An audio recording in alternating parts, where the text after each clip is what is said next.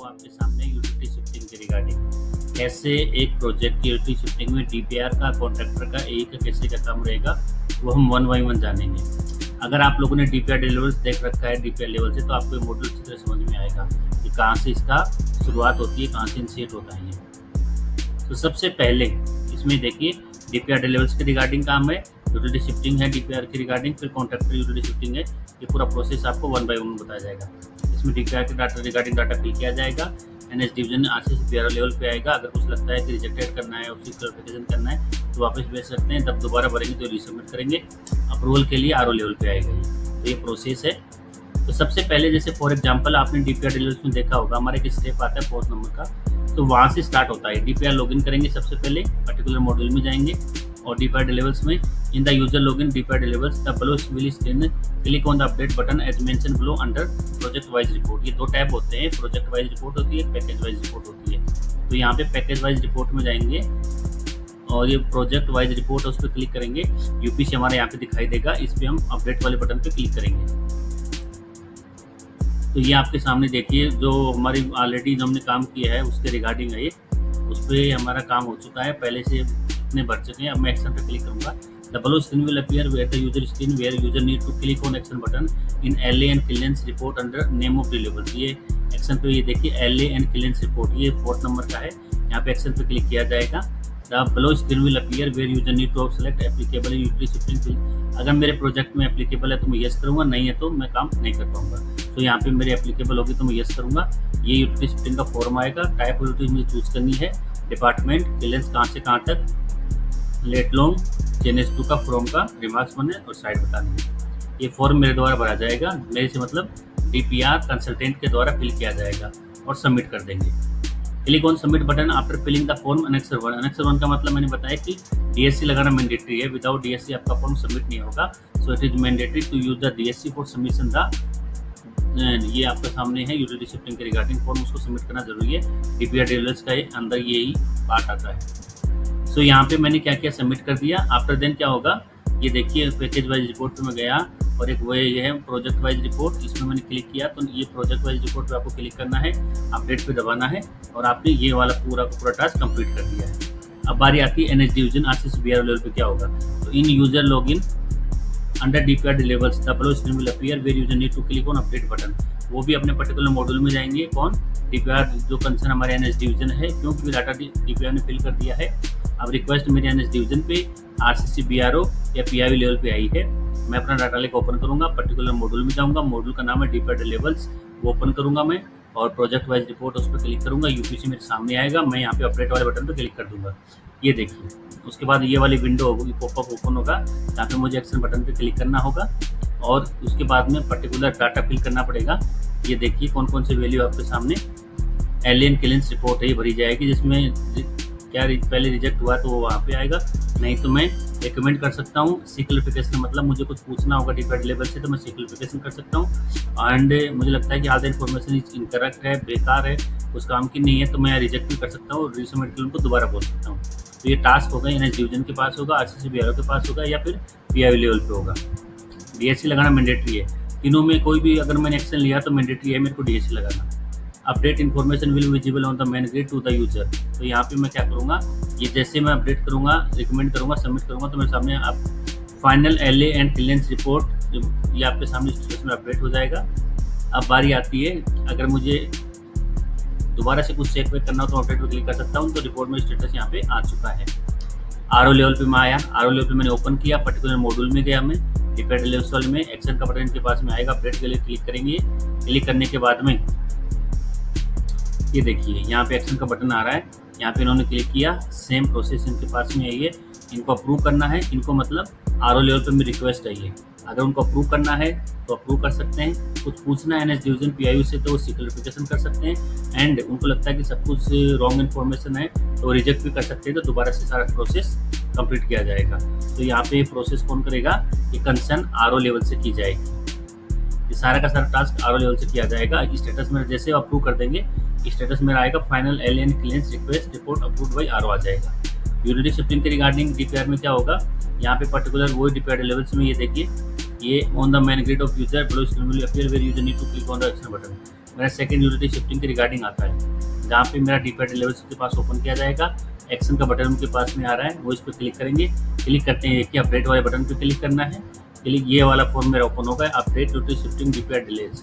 इनको अपडेट करना होगा कि यस है या नो है, क्या स्टेटस अप्रूव हुआ कि नहीं हुआ, ई सबमिटेड कितना क्या टाइम लगे, कौन सा डिपार्टमेंट वगैरह है, ये सारा अपडेट वो करेंगे।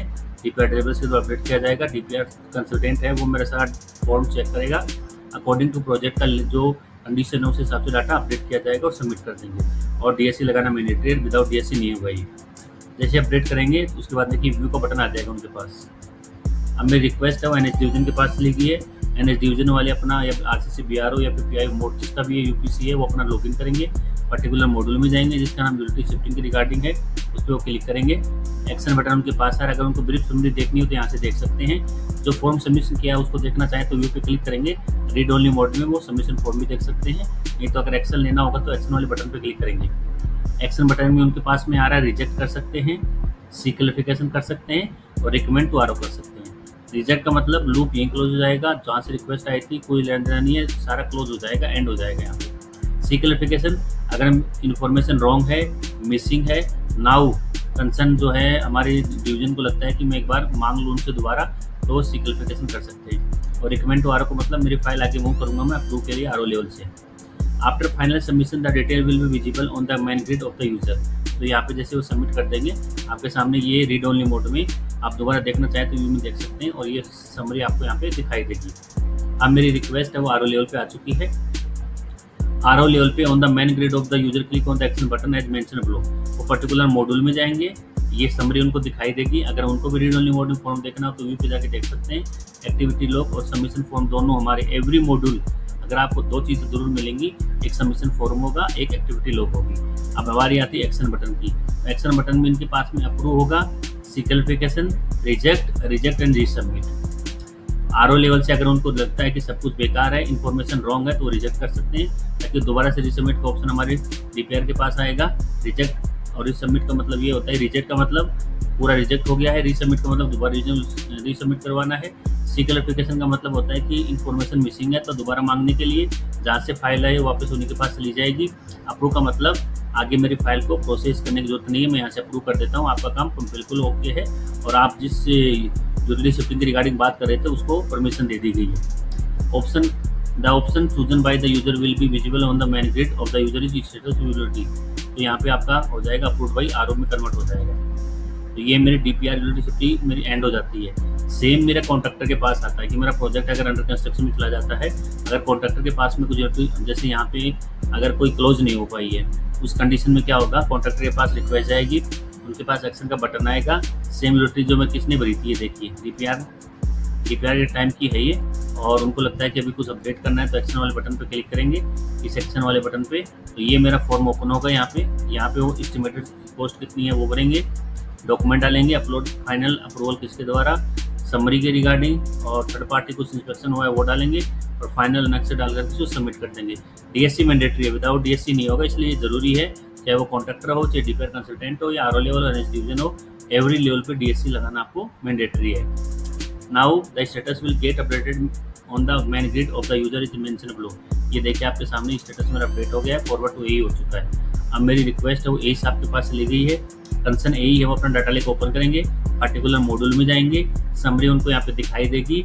अभी व्यू वाले पे रीड ओनली मोड में देखना चाहे तो सबमिशन फॉर्म देख सकते हैं, अदरवाइज एक्शन लेना होगा तो उनके पास में रिजेक्ट का ऑप्शन आ रहा है कि वो रिजेक्ट कर सकते हैं। सी क्लियरिफिकेशन, उनको लगता है कुछ इन्फॉर्मेशन मिसिंग है तो वो दोबारा से रिक्वायर करने के लिए सी क्लियरिफिकेशन करेंगे। And third is forward to PIU, उनको लगता है बिल्कुल ओके, सब कुछ ठीक है, now file will be forward to concern PIU. जैसे ही फॉरवर्ड करेंगे देखिए ऑप्शन आएगा, डेट कौन सी भरेंगे, कंसर्न रिपोर्ट यही हिसाब से सबमिट कर देंगे और डीएससी लगा के आगे इसको क्लोज कर देंगे। अब ये स्टेटस हो गया, फॉरवर्डेड बाई एआई हो गया, और रीड ओनली मोड में देखना चाहे तो यहाँ से व्यू से देख सकते हैं। अब मेरी रिक्वेस्ट है वो एनएच डिवीजन पे आ चुकी है या कंसर्न पीआईयू लेवल पे, यूपीसी है तो पीआईयू लेवल पे, आरसीसी से बीआरओ लेवल पे, जिनका भी यूपीसी है उनके पास रिक्वेस्ट मेरी आ चुकी है, वो अपना डाटा लेकर ओपन करेंगे, पर्टिकुलर मॉड्यूल जो मेरा यूटिलिटी शिफ्टिंग का मॉड्यूल है उसमें जाएंगे। यहाँ जाने के बाद में उनके पास में देखिए एक्शन बटन आ रहा है, तो एक्शन बटन पे क्लिक करेंगे, नाउ रिजेक्ट, सिक्लिफिकेशन और अप्रूव, ये 4 ऑप्शन आए हैं। अगर रिजेक्ट करना है तो रिजेक्ट कर सकते हैं, कुछ मांगना हो, require more information, then click on the seek clarification, और अप्रूव करना हो तो अप्रूव भी कर सकते हैं। तो ये कौन कर रहा है? ये मेरा कंसर्न आरओ लेवल से हो रहा है। ये एनएच डिवीजन था।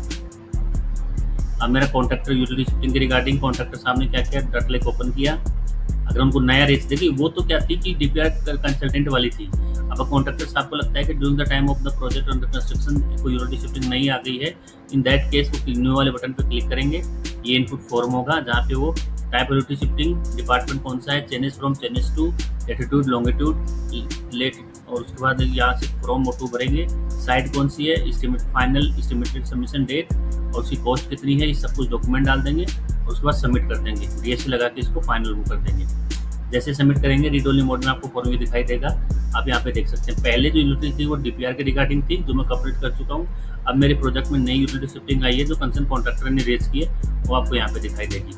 रिक्वेस्ट मेरी ए साहब के पास में आई है, ए साहब कंसर्न ओपन करेंगे और उनके पास में पर्टिकुलर मॉड्यूल में जाएंगे, एक्शन बटन आएगा। एक्शन बटन में आपके सामने जो एक्टिविटी आएंगी वो आएंगी कि वो रिजेक्ट एंड रिसबमिट कर सकते हैं, और उनके बाद प्रॉपर रिजेक्ट करना तो रिजेक्ट कर सकते हैं। सिक्लिफिकेशन कुछ कॉन्ट्रैक्टर को मांगना हो तो सिक्लिफिकेशन करेंगे, नहीं तो फॉरवर्ड टू पीआई कर देंगे फॉर अप्रूवल के लिए।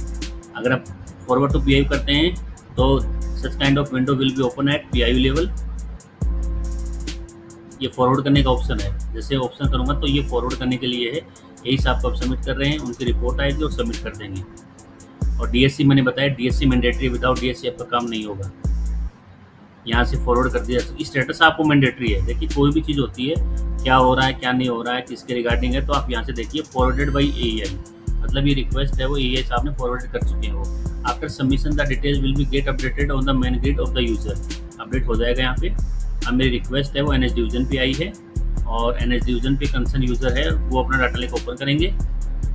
ओपन करने के बाद पर्टिकुलर मॉड्यूल में जाएंगे। जाने के मैंने आपको 3 तरीके बता रखे हैं, या तो आप मेन्यू के थ्रू जा सकते हैं, या फिर सेंटर डैशबोर्ड के थ्रू जा सकते हैं, या फिर सर्च वाले ऑप्शन के थ्रू जा सकते हैं। ये आपके पास है। After clicking on action button the screen will be below, ये आपके सामने है।